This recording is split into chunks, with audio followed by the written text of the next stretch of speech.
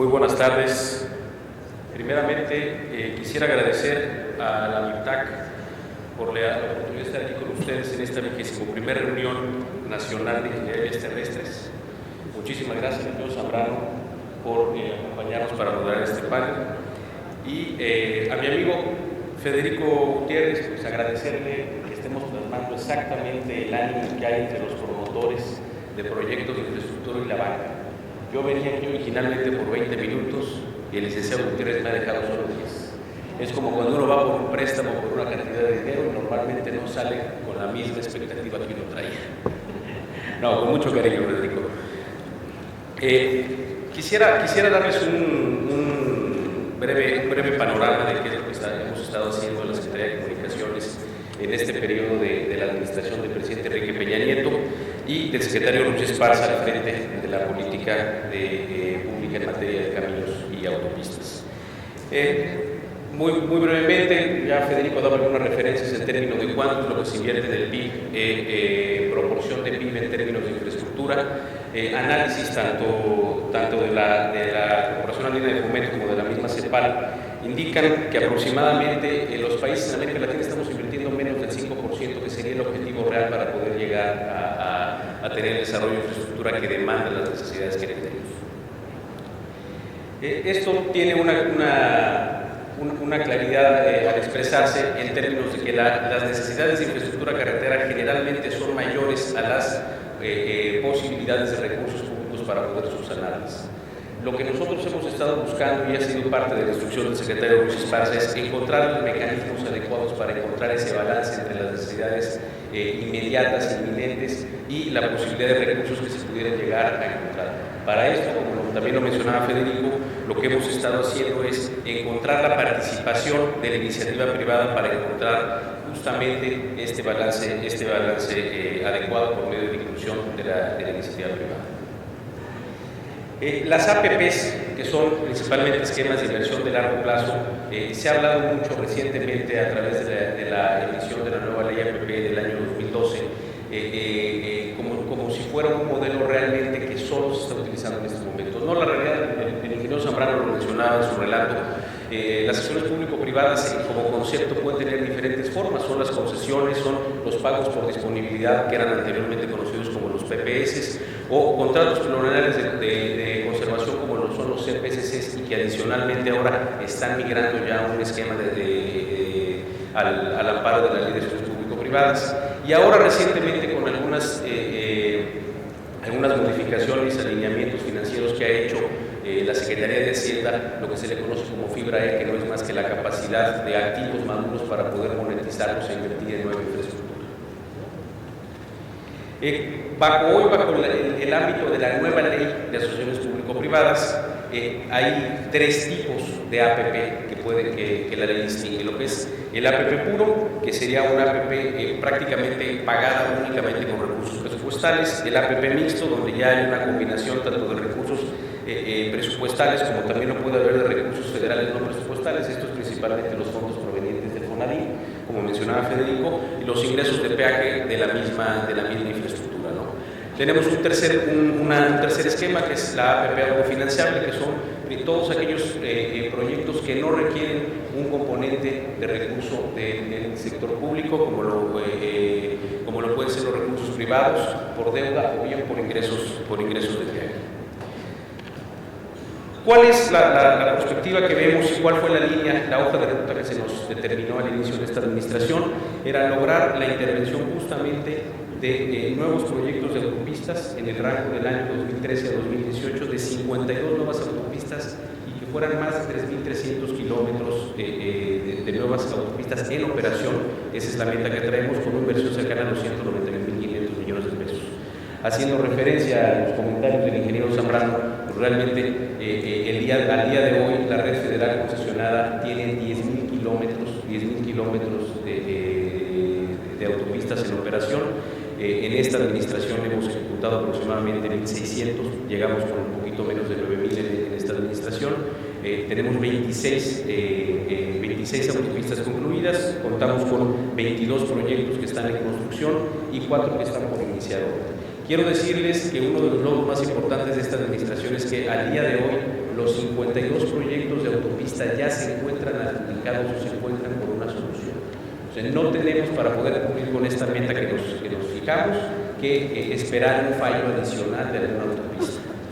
Estamos teniendo algunos desarrollos de proyectos en este momento, no quiere decir que nada más vamos a usar estos proyectos, pero al momento la meta que nos fijamos en términos de la preparación y la originación de los proyectos ha llegado ya a la etapa donde todos se encuentran ya adjudicados y traemos un gran reto de ejecución para poder en los meses que le queda a esta administración concluir con esos prácticamente 1.700 kilómetros que nos faltan por entregar.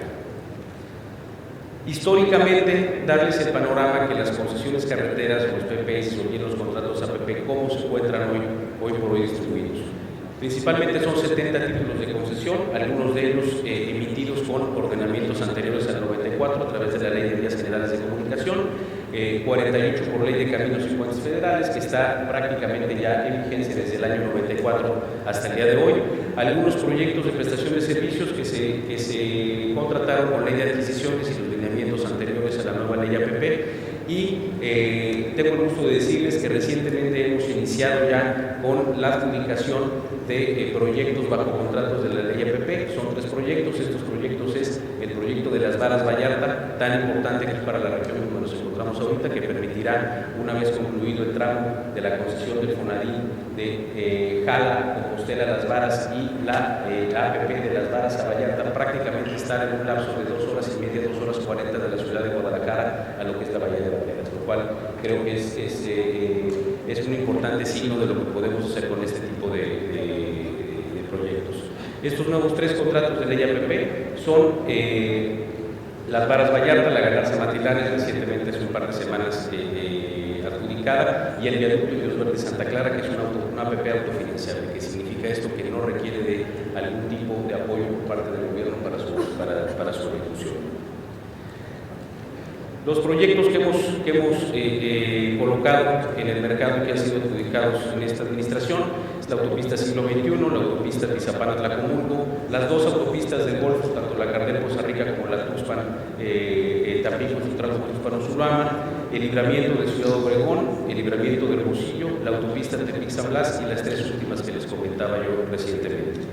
Adicionalmente de estos nuevos concursos que se pusieron en el mercado, hubo algunas otras tramos carreteros que, derivado de las capacidades de los propios títulos de concesión, se vio la forma de utilizar los títulos vigentes para poder extender esta red. A través de esa longitud adicional en concesiones fue que colocamos 1.450 kilómetros que se están ejecutando en este momento y algunos tramos adicionales que se le otorgaron al Fondo Nacional de Infraestructura, con los cuales se están desarrollando alrededor de 1.265 kilómetros. Esto nos da los 3.300 kilómetros de la meta originalmente trazada. Las concesiones recientes las menciono de manera muy rápida. El viaducto elevado Dios Verde Santa Clara, el cual proveerá de una ágil entrada de la ciudad de Pachuca hacia la Ciudad de México. Prácticamente este es un viaducto elevado cercano a los 10 kilómetros, con una inversión cercana a los 6.000 millones de pesos, que fue recientemente adjudicado a la empresa Pilfra. La autopista Las Varas Vallarta, que es un APP mixto, donde esto, además de ser un APP mixto, es la primera propuesta no solicitada que se presenta en materia carretera a la Secretaría de Comunicaciones y Transportes, que fue exitosa y además fue concursada y fue fallada recientemente. Es una autopista de cerca de 90 kilómetros entre su troncal y los 2 ramales que están proponiendo, que propuso la empresa Ideal, una inversión superior a los 7.200 millones de pesos. Y será una autopista tipo A2 de 2 carriles de circulación por sentido, con posibilidad en términos de derecho de vía, en el momento que el servicio de la propia vía lo requiera, ampliarse a hacer una 4. El caso del libramiento de la Galarza Matilanes, esto es un APP puro, lo que antes se le conocía como los antiguos PPS. Es un libramiento a la ciudad de Izúcar de Matamoros de prácticamente 15 kilómetros, una inversión de 750 millones de pesos y que fue recientemente adjudicada a la empresa Supra de Michoacán. La autopista Tepic-San Blas, la cual el gobierno federal había construido prácticamente más del 95% de la propia vía, incluso algunos de los constructores que participaron los estoy viendo aquí justamente con nosotros. Esta autopista, derivado de las restricciones presupuestales, se empezó a explorar alternativas para poder concluirla, ya que se veía complicado que pudiera obtener recursos PEF para poder terminarla. Se puso el diferencial en kilómetros y en estructuras que se tenían pendientes, se puso en el mismo pliego de la convocatoria y fue recientemente adjudicado a la red de carreteras de Occidentes, representada en México, más bien que en realidad su accionista es el grupo norteamericano Goldman Sachs. Longitud de 31 kilómetros y una inversión de alrededor de 235 millones de pesos. ¿Hacia dónde van las APPs? Lo que nosotros estamos viendo es que cada vez, y no podemos escapar a la realidad, como lo comentaba ayer el señor secretario en su intervención, no podemos escapar a la realidad que cada vez será más complicado conseguir recursos públicos para desarrollar infraestructura. Esto nos está empujando y nos está animando a tener algunas alternativas nuevas de desarrollo de proyectos, y justamente lo que estamos viendo, al igual que lo está viendo la Banca de Desarrollo Mexicana, es a través del impulso de soluciones público-privadas. Esta alternativa innovadora definitivamente tiene que tener enfoques muy claros y tareas muy precisas, como es mejorar y ampliar la infraestructura existente, mejorar el servicio de los usuarios integrando nuevas tecnologías que son los sistemas inteligentes de transporte, o ITS por sus siglas en inglés. Esto significa tener los medios de comunicación y conectividad a lo largo de toda la vía para poder informar al usuario de alguna situación que se presente en la vía a través de tableros dinámicos, o bien de detectores de velocidades, detectores de pesos y dimensiones, y definitivamente teniendo la autopista conectada de punta a punta con fibra óptica para tener comunicación en tiempo real. Esto va enfocado a mejorar la calidad de las autopistas, justamente teniendo mejores indicadores de desempeño para poder determinar si la calidad del servicio que le está dando al usuario es la que le estamos demandando en el título concesionario.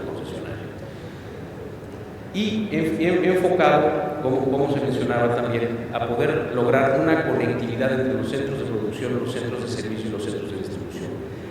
No podemos tener y no podemos pensar hacia adelante ante una inminencia de escasez de recursos, y que cada vez va a ser más complicado obtener los recursos, no solamente los fiscales, sino también los privados y los bancarios. No podemos pensar que los proyectos tienen que tener una lógica distinta a la de la conectividad. Infraestructura y logística son palabras que tienen que ir forzosamente conectadas de la mano. No puede pensarse en un sentido distinto. Al final del día, lo que se está buscando también con los nuevos proyectos es tener una disminución de los tiempos de recorrido y mejores trazos. ¿Qué nos sucedió con la ley APP? La ley APP es una ley nueva, es una ley que tenemos que perder el miedo todos, le tenemos que perder el miedo nosotros como instrumentadores de política pública en la Secretaría, lo tienen que perder los mismos inversionistas, los desarrolladores, los propios bancos también tienen que conocer, y la realidad es que no hay una cantidad suficiente de contratos APP en la mesa con cierres financieros exitosos para poder decir que es un procedimiento perfectamente dominado o confiable, como lo es la ley de caminos. La ley de caminos tiene más de 9,000 kilómetros concesionados, tiene más de 700,000 millones de pesos en activos amparados. La ley APP tiene que llegar a esa consideración, pero en este momento no ha llegado. Y para poder llegar, lo que tenemos que hacer es usarla. No queda de otra. O sea, tenemos que usarla. La ley APP ha tenido algunos cambios recientes, tanto en su reglamento como en la propia ley, y seguramente tendrá que tener algunos otros más, porque este es un mercado dinámico. Únicamente para darles una referencia, a finales del año pasado que emitimos 3 concursos, el día que emitimos los concursos, la FED en los Estados Unidos decidió aumentar en 25 puntos base la tasa. Y antes de la Junta de Declaraciones, nuevamente la FED a principios de este año decidió aumentar otros 50 puntos base. ¿Qué significa esto? Del día de la convocatoria, con los apoyos que vimos en conjunto con la Secretaría de Hacienda y con Banobras para poder soportar el esquema financiero de este proyecto, subieron en 0,75% la tasa de interés. Hay ocasiones donde los proyectos pueden aguantar este tipo de situaciones, hay ocasiones en las que no, porque al momento de las evaluaciones en los comités de créditos de los bancos, pues obviamente se hace no conforme a la convocatoria, se hace conforme a la condición de mercado actual. Entonces, a lo que me refiero es que la consideración de concepción de los propios proyectos de asociación público-privada debe tener esta flexibilidad y este dinamismo en sus ordenamientos para poder soportar y encontrar las condiciones adecuadas en el momento que se vaya a desarrollar la infraestructura, no en el momento que se tenga la conceptualización de la misma. En el pasado tuvimos alrededor del año pasado, en el año 2015, cerca de 12 manifestaciones de interés que cayeron en alrededor de 6 propuestas no solicitadas. En términos de la ley, la manifestación de interés es la primera comunicación oficial que se le hace a la autoridad por parte del privado para informarle que hay un proyecto que desea el privado invertir en estudios que no tenga previstos anteriormente la autoridad para poder ser una propuesta no solicitada. Una vez que esos estudios son analizados y son considerados lo suficientemente solventes para poder desarrollarse, en ese momento se convierte en una propuesta no solicitada que es evaluada por la autoridad y, si cumple con los requisitos, convocada a licitación pública. Los aspectos relevantes que buscamos en una propuesta no solicitada y que no necesariamente en el pasado se cumplieron: que fueran proyectos con perspectiva logística, que fueran proyectos que contaran con elementos de proyecto ejecutivo, si no completo, con un nivel suficiente de certeza al momento de la presupuestación y sobre todo de la alocación de los riesgos que presenta cada proyecto. Un presupuesto adecuado con costos de mercado, un estudio de demanda reciente que soporte el uso de la propia vía, un análisis costo-beneficio muy similar a los lineamientos que maneja la propia unidad de inversiones de la Secretaría de Hacienda. Estos lineamientos son los que determinan el artículo 14 de la propia ley, que son 9 estudios que prácticamente, cuando uno lo ensambla, es el análisis costo-beneficio de Hacienda. Y una evaluación financiera con sensibilidades: qué pasa si mi tráfico crece más, qué pasa si mi tráfico está un poco castigado, qué pasa si mi costo de obra se me eleva un 10%, qué pasa si tengo eficiencias del 10% en el mismo.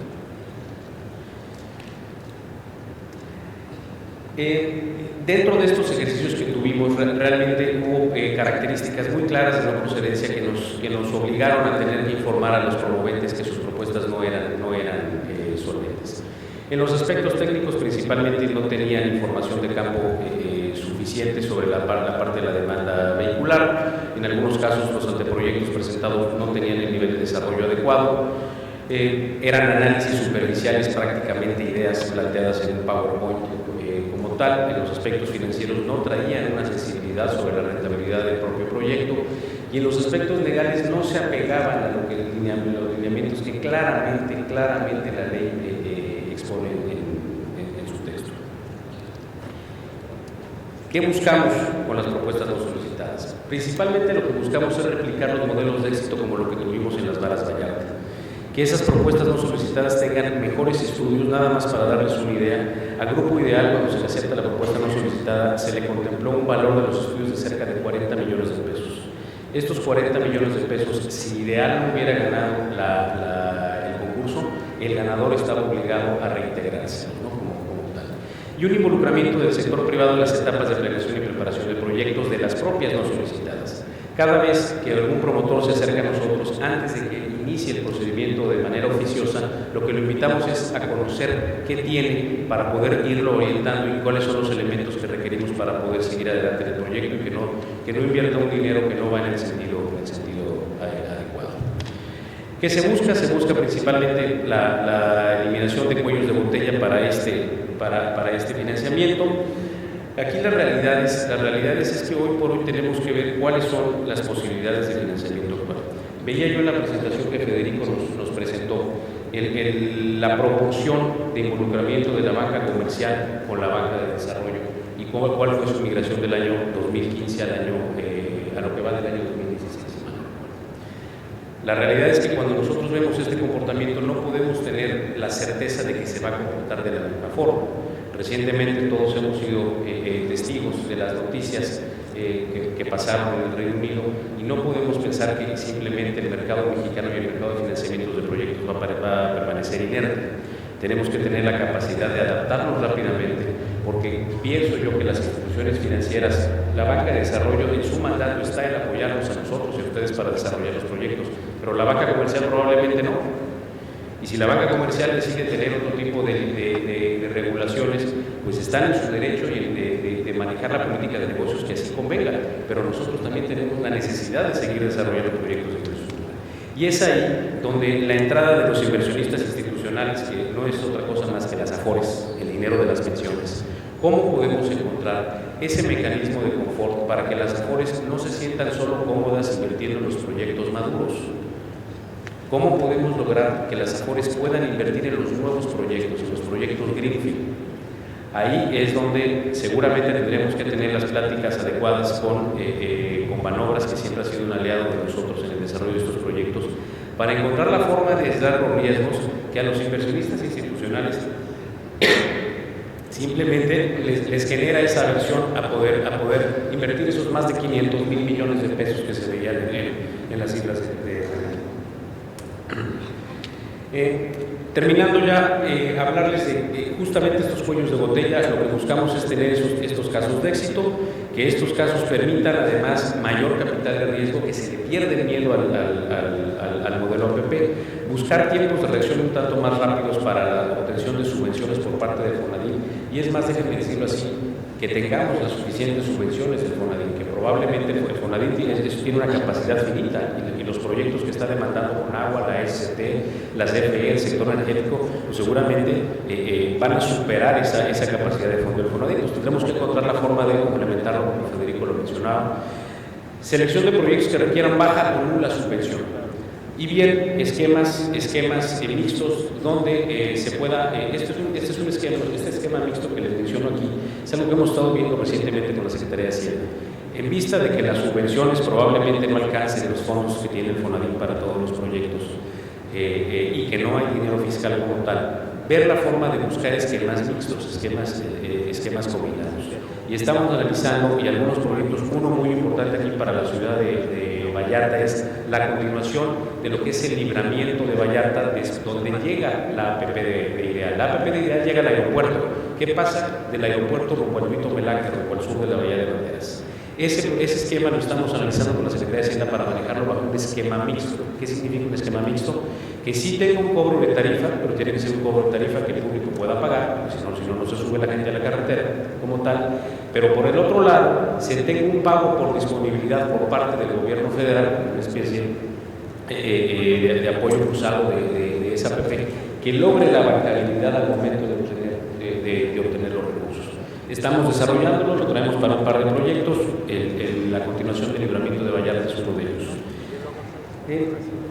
Y simplemente comentarles cuál es el objetivo de cierre de la administración. Lo que estamos buscando antes de retirarnos de la oficina en esta administración es que los principales corredores de carreteros del país se encuentren modernizados con autopistas de altas especificaciones. El caso de México-Nogales, por Ramal a Tijuana. La inversión que se está haciendo en la Nogales es sin precedentes, son más de 14 mil millones de pesos, y si algunos de ustedes vienen por allá seguramente sabrán de qué es lo que estamos hablando. La mejora del corredor México-Nuevo Laredo por Rabana Piedras Negras. Recientemente estamos evaluando una propuesta no solicitada para darle solución a la conservación del tramo de La Gloria a Nuevo Laredo.